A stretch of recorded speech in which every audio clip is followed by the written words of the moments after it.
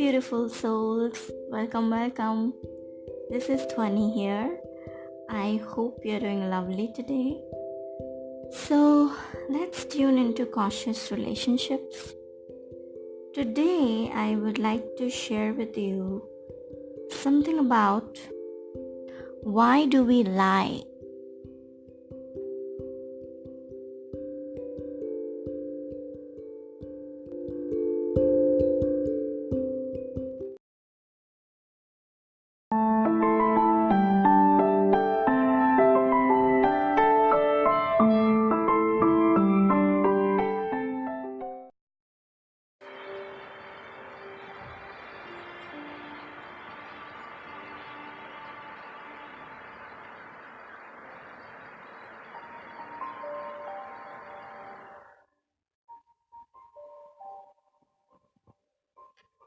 Like House famously and frequently said, everybody lies. Not only most of us are guilty in affirming this statement, most of us have a dysfunctional relationship with our lives, which keeps us away from the life we wish we had. And one of the underlying causes is that most of us have tremendous difficulties dealing with our negative emotions in a healthy way. But how could we not? Therapy doesn't come free or accessible, right? And worse, in some cultures, including our own, it comes with stigma. We are judged. Most of us are not given the tools to properly deal with our negative emotions. So, how do we learn and what do we learn? We learn best from what we see around us, and what we see around us is mostly wounded people in distraction, destruction, and avoidance, occasionally applying band-aids to cover up, all the while convincing themselves to carry on. I have been one of these people, and I have known people still carrying on this way well into their 40s, 50s, and even 60s. Losing who we are and becoming a vessel of the energies around us is sadly a trajectory that most of us will take at some point in our lives, men and women alike, though we process and project these experiences differently. Jane Fonda admits in one of her Vogue interviews that only after 80 did she stop living a double exposed life. However long we stay on this path is however much of life we will have wasted. But if we are able to take in the lessons our darker experiences have taught us and stop carrying our life further down this dead end road, then nothing is truly wasted. Oftentimes, these lessons are not obvious, particularly in the screen culture we live in. The easiest way out is to be distracted, right? But distractions don't offer a real out. They just sink us deeper and darker, and with that, our wounds also become deeper and darker. And we are meant for more. We are meant to blossom and thrive and even light up those around us. But we can't give what we don't have. We can't be of any service to those around us if we are perpetuating unprocessed pain. Anger and dissociation are the easiest choices, and ones I have also chosen many times.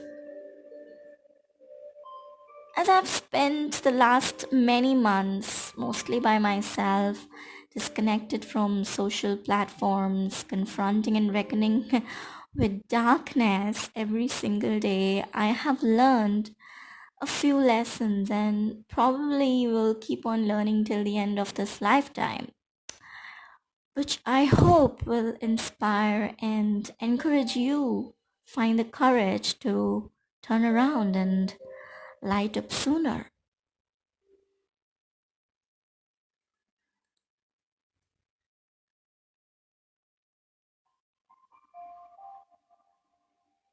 One of the main reason of why we lie,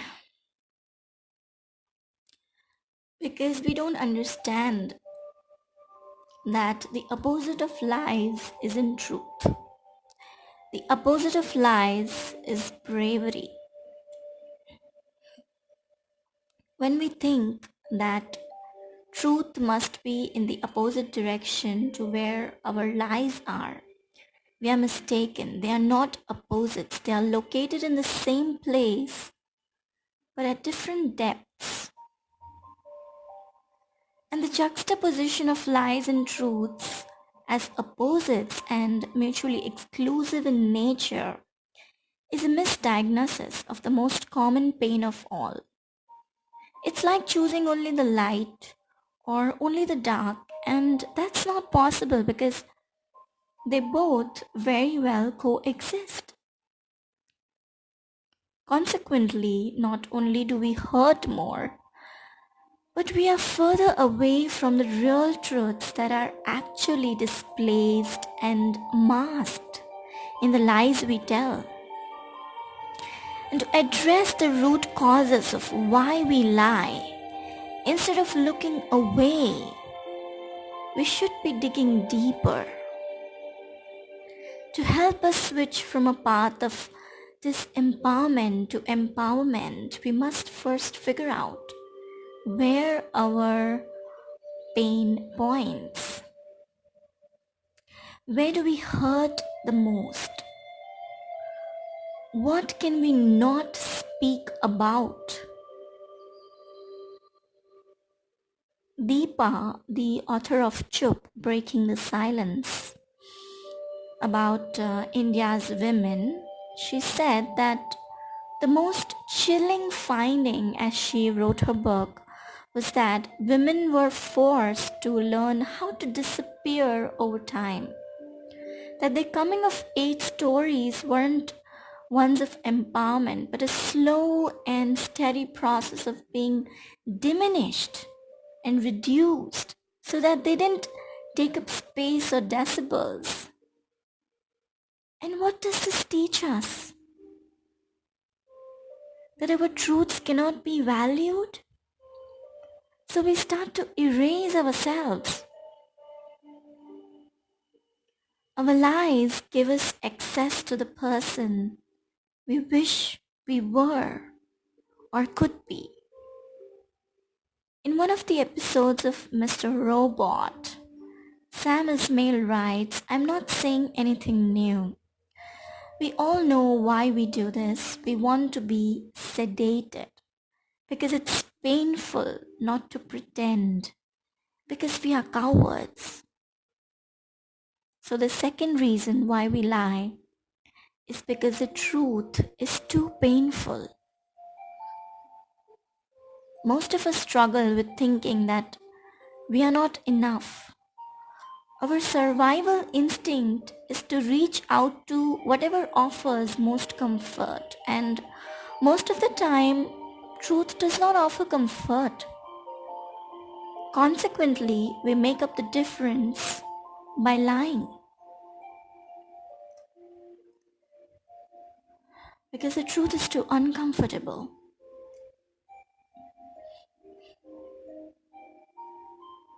It demands courage, it demands efforts. Sometimes these embellishments are to impress others. Other times these lies are to soothe ourselves from the pain that comes with secrets and failures, from the trivial to unmentionable. And almost always these lies build an illusory sense of self, and therefore placement in and relation to the world we live in. We are often told to fake it until you make it, and some of us eventually make it, but that isn't the only output from following this mantra. A lot of us end up stuck just faking it, while others develop imposter syndrome. Making it is the bullseye, but there's a million other places we often land and injure ourselves. And what are those places? We don't ever share those stories, the more common ones which we usually find and see around us. And that's because of the third reason, that our lives are a function of the shame we carry. This is because our deepest truths laced with shame, are not always comfortable, but being punished for the lies we tell doesn't bring us closer to the truths we seek. And I'm not trying to justify lying here, but maybe we could find a deeper meaning in that. If truths are shamed into lies, more shame will only bury us deeper.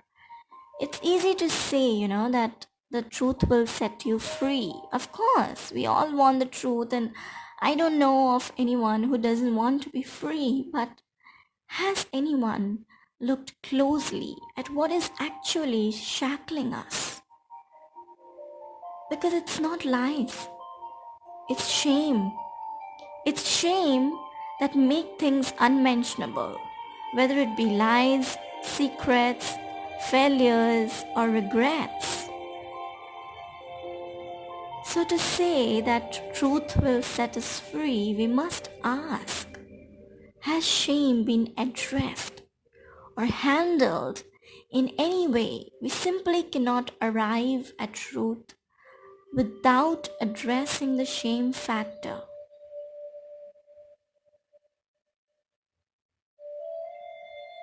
The next reason that we lie is that our lies always protect someone.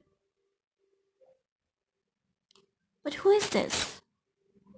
Sometimes it's ourselves, and a lot of times it's other people. And how often have we realized only too late that we protected the wrong people? Because those who truly love us should be able to accept and withstand whatever hell our truths may unlock. Right? I have been both the recipient and giver of such lies, so I understand the excruciating pain and paralyzing fears on both sides. For a long time, I chose to lie to circumvent both dealing with pain and affecting it onto others. It's easy for us to choose the path of least conflict, but it's difficult to accept or reconcile what deception leaves us with. No one can grow or evolve without nourishment, and lies may offer temporary comfort, but nourishes? No, they do not. Conversely, lies both feed into and result from deprivation. It's worth challenging ourselves to take a closer look at who it is we are protecting and for what reason we are withholding our truths. What is stopping us from being our most vulnerable, real, authentic selves? Our lies indicate that we are still living in fear, that we don't feel safe enough to speak our truths. It takes real courage, strength, and bravery to be honest, and common social dynamics simply aren't set up to offer us the safe space we need. And in the absence of safety, when we don't default to lies, we default to silence, both of which keep us injured and endangered, because fear and silence are the easiest ways to live, and we are all more cowardly than we wish we weren't. We can accept that there is truth in fiction, and often more in fiction than in real life. So, why can't we have some degree of compassion in treating the lies we tell? In Messner classes, that is theater class, they are taught that theater is a safe place to do the things that are unsafe to do in real life. And most of theater's content comes from real life problems. The satisfaction is that these problems actually get resolved on stage. How fascinating to think that during the brief hour or two, fundamental questions get answered. The same questions and problems most of us carry for years and years. Yet, after the show is over, how many of us decide to live courageously? Sadly, not even the actors themselves who fooled us all, right? I speak from experience. In the modern age of chaos and anxiety, the only certainty is that we have all become better liars. We stray further away from happiness as we perpetuate the very misinformation we fight, and distract ourselves with fiction that gives us temporary escape and comfort. And this is the reason we are, movie fans or theater fans. We never truly resolve the fundamental questions that plague us, leading to common deathbed regrets, as well as what we perceive to be unmentionable failings and secrets that are strangely commonplace. And there's a crowd of self-help books pushing us to figure out our truths and dreams and whatnot, but perhaps the way to the answers we seek are within the lies we tell, in the darkness of shame. What if we explore the very common lies we tell through a lens of compassion, as opposed to the common disgrace and, liable to punishments? Felony once said that a different language presents a different vision of the world. Our lies are a synthesized language of behavior and words, and ultimately act as a vessel to give us access to the person we wish we were, or the circumstances we wish we had. And this is also one of the reasons we lie. By looking at the world through the language of our lies, we are highlighting our blind spots. The retelling of our lies strengthens only the mythology of our imagined realities and the mirage in the desert, leaving us thirstier than ever before. Only by recognizing the functions of our lies, the reason behind our lies, are we able to access or assess what we are missing in real life, so we can replace our lives with content that is nourishing instead of depriving. To know ourselves is to know our lies. What we cannot talk about will always have power over us, while truths are not the opposite of lies. A rich, abundant life is the opposite of a life of depravity, and the latter of which is the only destination our lives are ever able to afford, because truth are capable of reaching the abundance.